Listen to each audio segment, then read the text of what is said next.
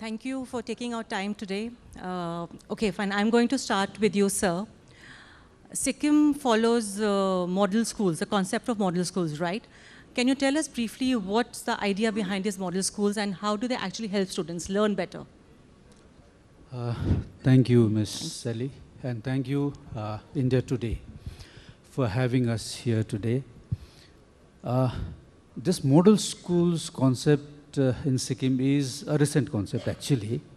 A residential model school, we've just started one in my own home constituency, that is right. Namchebong.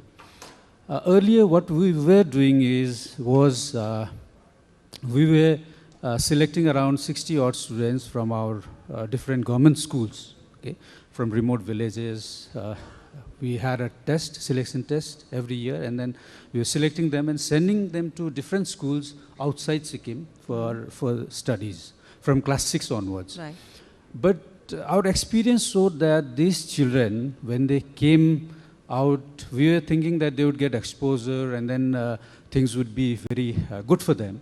But because they came from very humble backgrounds, and these schools were very affluent kind of schools, and then that mixing, and there were some issues regarding that. So Honorable Chief Minister, he thought that we should have our own residential school, okay, where we could give them best of the education.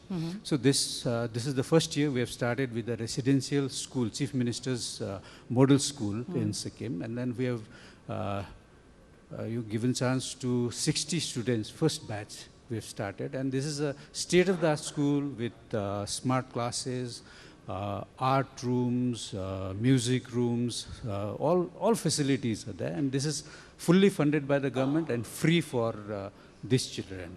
Okay, right. And the state saw exceptional CBSE results this year, right? So do you think that the idea of model schools has to play a role in that some way? Not really, because this Chief Minister's mentorship program that we started last year, actually, it was on the Teachers' Day that our Honorable Chief Minister announced this program. Right. And like our CBSE results for class 10 used to be a little lower than the All India average, maybe because of many reasons. But that year, I mean, that was in 2024, we are just around 63% odd pass percentage for our class 10 results. So we thought we have to improve, and we set an ambitious target of around of 100% pass percentage. We did not achieve 100%, of course. That was not possible within a year. But starting from the Teachers' Day, we took everyone on board, the area MLAs, the ministers, the panchayats, the school management committees, the teachers, the headmasters, everyone came on board and mentored our class 10 students to achieve at least 80% odd pass percentage this year. So that was almost a jump of around 15% in the pass percentage, and that was the first year, and we hope to achieve 100% by another 2-3 years. 2-3 years. Okay. This will continue, and this year what we are going to do is broaden that base to class 9 also. We'll be including mentorship program for class 9 also, and by 2029 we will be including up to class 6. Okay. Children from 6 onwards we will be included in this mentorship program, so that they learn early about this the class 10 board exams, CBSE pattern, the way it functions, and everything, so that they plan for the exams well in advance. Well in advance, okay. I'll move to Professor Ashish. You are the only state university in Sikkim, right? And at present you have 5 postgraduate programs focusing more on linguistics. So do you think the state is trying to focus more on the languages? What's the idea behind just having linguistic programs? Good morning, everyone. See, the question what you stated is, this is only the initial phase of the university. Currently, the university in its full form is still under construction. So, I will not say that it is purely linguistic, because the languages what we are teaching at the moment in the university are the indigenous languages of the state of Sikkim. Right. And when you say something about the indigenous language, it also means there's a lot of work which needs to be done on the indigenous knowledge system also. So coming from the engineering background, initially when I took over the university, I thought, how am I going to fit in with my background and all? But it was amazing that simply see, if you look at Sanskrit also, my university is offering a MA program in Sanskrit also. Currently, what we are talking about, the Indian knowledge system has a strong base in the development of Sanskrit language and the knowledge system embedded in the Sanskrit language. So on similar lines, I think there's a lot of opportunity for us to work on the indigenous languages. While teaching them, we can start working on the documentational aspect of the indigenous knowledge system also. And language is always a deal breaker, right? So how do you think that students who are studying in Sikkim at present, they can be, let's say, world leaders tomorrow? So how are you preparing them for that? By simply learning the languages, you want to say how they are going to become world leaders? No, I'm just trying to understand that because language is always the first step. I mean, communication when you're trying to talk to someone. So how do you think that the university is actually preparing the students for, let's say, for tomorrow, to lead the world, let's say, just trying to understand that? So I think you must have heard the acronym, no? So stay global and being local at the same Yes, time. yeah.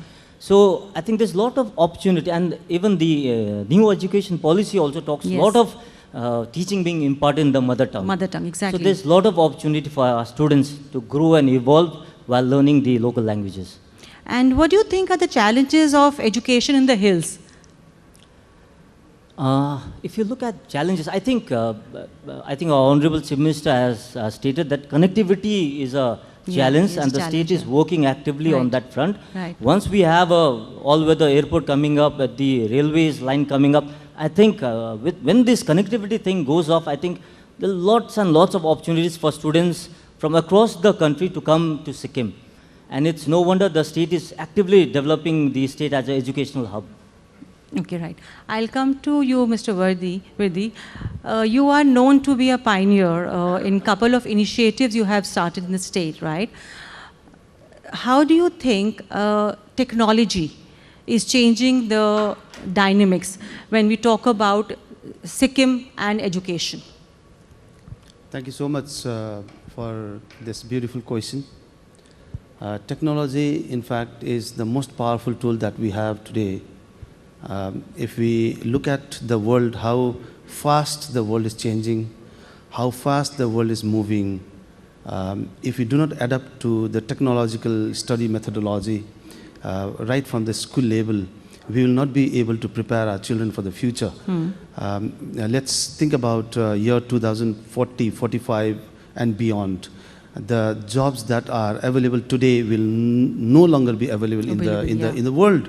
Unless our children are technologically sound, if our children are not technologically aware of what is happening around the world, then our children will be lagging behind. Therefore, what I feel, because I got many opportunity to sit down one-on-one with Honorable Chief Minister of Sikkim, and we discuss about education. And when we discuss, we are on the same line of thinking that our children should be market ready by 2045 and beyond. Our children should not come to government seeking for job because we do not know whether 2045 and beyond, 2050 and beyond, whether government job will remain or not, whether many corporate jobs will remain or not. But if they are technologically driven, then surely there will be something for them to do in the world. See, we all talk about flexible and digital learning these days, right? So, everybody is trying to adapt to that. Where does Sikkim stand when we talk about digital learning or flexible learning? How well prepared Sikkim is, the system? I give you one example. Back in 2013, we started no book, no bag policies initially. But many did not understand. Like I only introduced tablet in the school and then no books system in the school. But of course, many rejected, many didn't like, and many came to me, Soni sir, aap to bacche ko bigar rahe hain, something like that. You see, but we tried, we failed. 2017, once again, we restarted. Yeah. 17, 18, 19, and 2020 there was lockdown, 2021 lockdown. All these people started to say, did you know that there will be lockdown in the nation? You see, Sikkim and Sikkimese children, Sikkimese parents were aware of online and technological education system, you know. So today also, if you go to many of the government school also, we have the digital board. Our children knows how to use digital board. Our teacher knows how to use digital boards. You see, now no more those dusters and chalk and those powder, no more, asthmatic problems in the classroom and teachers, you know. We have those digital platforms easily available. And as we were discussing, when I talk about this digital innovations in Sikkim, not only Gangtok, but entire Sikkim. Entire Sikkim, yeah. Entire Sikkim. Gangtok has more facility than many of our other districts, but still other district teachers are also working hard. Other district government officers are also working hard to bring our children to the mainstream education system. Okay. I'll come to you, sir. Sikkim is committed to 100% literacy by 2027. What's the roadmap? How do you think you're going to achieve that? Today our literacy rate is around 90.67%. We have actually identified there are around 15,000 odd people between the age group of 15 to 40 who are, so to say, illiterate. I mean, who do not pass that benchmark for literacy. We have already identified them. We have already identified the volunteers for mentoring them, and then they will be, giving their exams very soon for their passing that benchmark. So we won't take till 2027. You won't? We won't. Okay, right. By another year or so, we will surely be 100% literate state. That's nice. That's great to know. Good. Yeah, that's nice. Okay. Yeah. And staying at this higher education, I mean, you were asking him. You know, like, I'm also the Minister for Higher Education since we have a single education ministry in Sikkim. In higher education, in the past 6 years after the government took over, we've done a lot of work in this. In fact, Kanchenjunga State University, which was running from a very small, room, few rooms in a government college, has now a sprawling, I mean, it's on the verge of completion. Within this year, we'll be completing its campus. And it is in a sprawling around 15 acres out of land. It has been, it's around more than 15 acres, right? So 17 acres odd land. State-of-the-art buildings have been brought. We'll have green buildings there. We'll have all sorts of facilities for our. We not only want our higher education to be, Sikkim has to become a knowledge hub. Right. Okay. We are a fully organic state. Yeah. We want people to come to Sikkim for studying organic farming. Yeah. We have glaciers. We have mountains, steep mountains. We have, Sikkim is disaster prone, as everyone knows. We want people to come to Sikkim to learn disaster. It has to be a research center for, and since it is small and everything is the eco, there is this ecotourism. It has huge potential in Sikkim. Yeah. Okay. Our biodiversity is it is the largest, very broad-based biodiversity we have. So we want the world to come to Sikkim to learn all these things. So we want to make Sikkim a research hub, an education hub. So that is the direction our Honorable Chief Minister has given us. We are working in that direction. Okay, that's nice. Okay, Professor, I'll ask you, Professor Ashish, how do you ensure that your students, they are holistically developed? So what steps do you think are being taken or you plan to take such initiatives in future? So the holistical development of your students. When I first looked at the topic, you talked about education in the foothills of the Himalayas. If you go back in time, I must tell you, if you talk about the Vedic times also, most of the Gurukuls were in the foothills of the Himalayas. Foothills, yeah. Then you cut to the British Raj. Most of the top schools were located in the hills. Unfortunately, somewhere along the way, we have lost the plot. Because education now has primarily being reflected in terms of numbers. Pass percentage, placement statistics.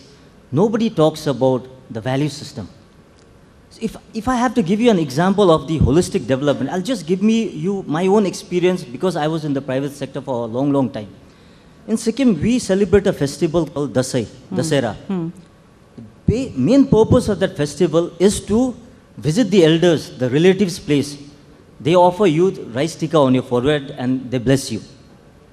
So when we were in the private organization, maximum leave we were giving to the employees were only for 1 or 2 days. But, see, this festival will take you a minimum of a week. After 2 days, even if the leaves are off, the employees who never used to come to work, be it the sweepers, be it the attendants, we used to threaten them with suspension, with termination, with loss of pay.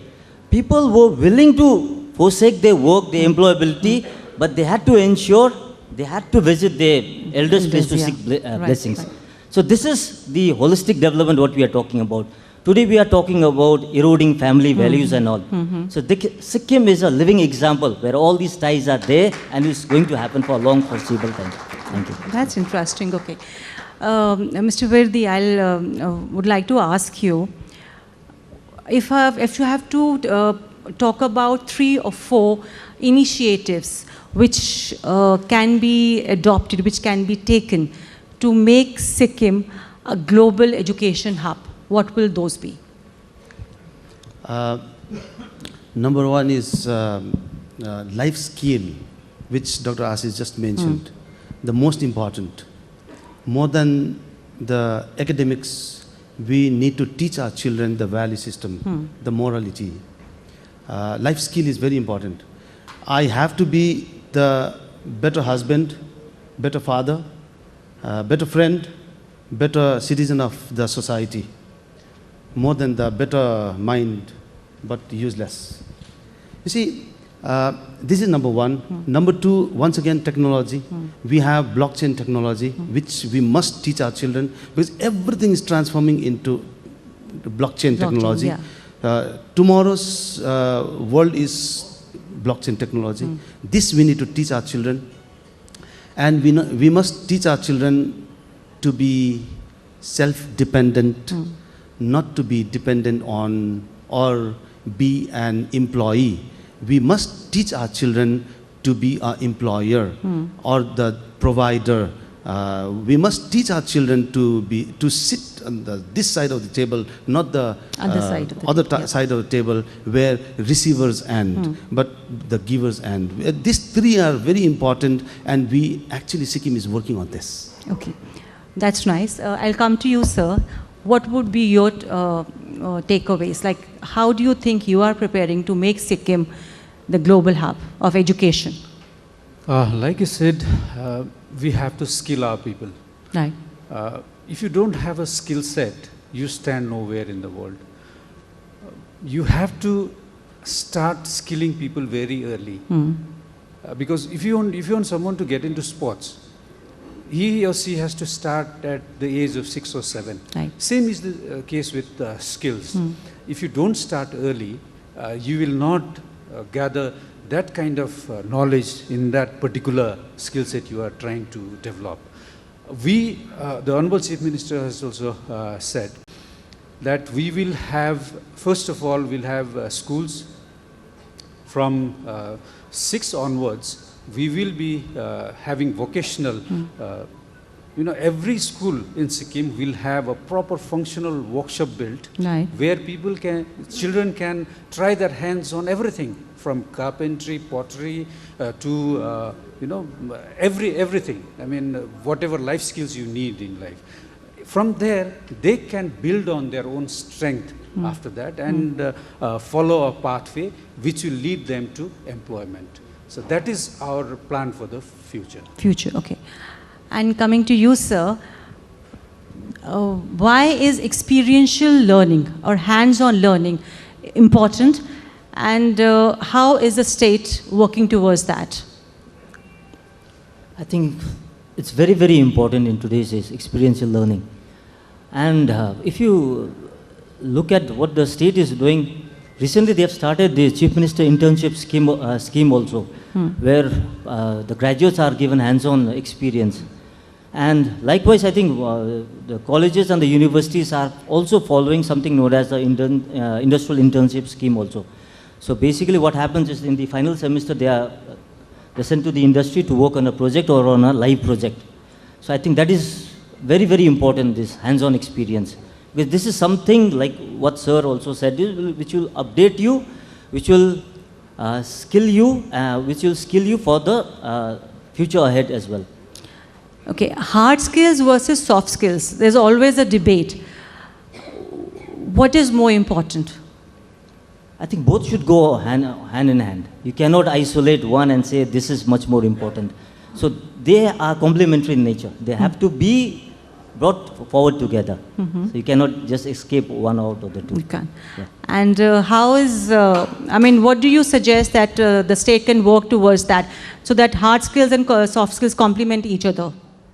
It is for me. Yes. You see, we must start early, critical thinking, and we must, actually we have started in Sikkim, like less time in the, classroom, more time in the labs, but not science lab and maths lab anymore. Okay. The design thinking lab. In the design thinking lab, we discuss about all these matters only, where children must have or develop critical thinking abilities, and all these things has to be taught from the junior classes itself, and more of the time they must spend in the lab, design thinking lab. Right. Okay, lastly, sir, I'll come to you before we wind up.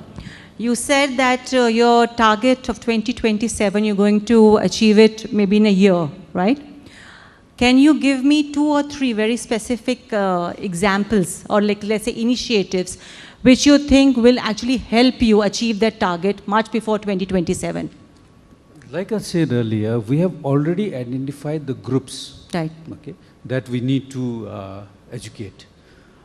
We have already identified the mentors for them. So it is just a matter of bringing them together and giving them maybe 6 to 8 months time to educate them and then give the exams. That's where it is. And what about the challenges?